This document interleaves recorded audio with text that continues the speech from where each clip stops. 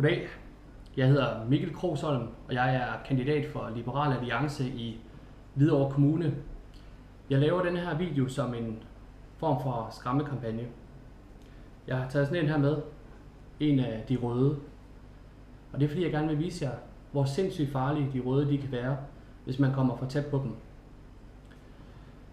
Der er mange, der tror, at de røde er søde og flot at se på. Og det er de da også. Men sandheden, det kan være en helt anden. Lad os prøve at se, hvad der sker, hvis vi kommer tæt på sådan en af de røde.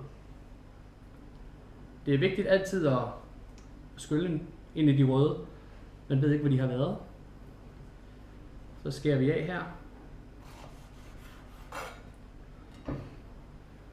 Ja, den ser flot ud. Det er en rød habanero. Den er knaldrød.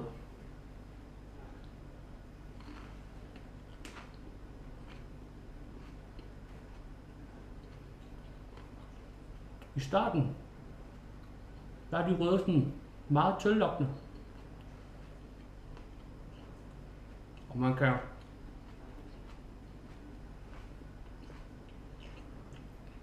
måske ved en fejltagelse godt komme til at synes, at det er helt okay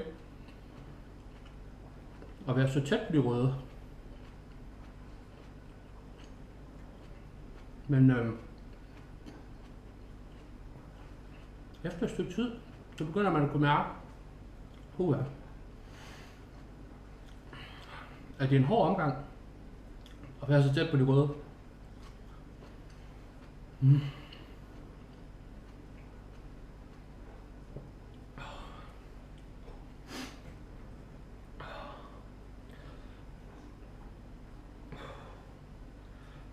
Jeg har kun været sammen med de røde et ganske kort øjeblik nu. Men i Hvidovre Kommune, der har man haft dem i 90 år. Prøv at forestille dig, hvordan det må være for Hvidovre. 90 år med den her slags.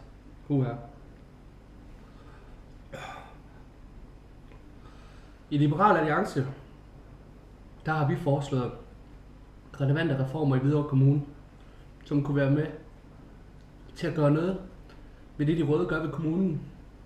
Og jeg siger dig, det de røde gør ved mig lige nu. Jeg tror, de kan mærke, at jeg er liberal indeni. Og de gør alt, hvad de kan.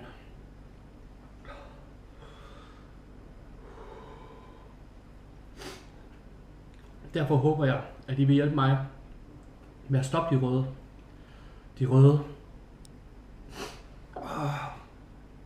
De er sindssygt farlige.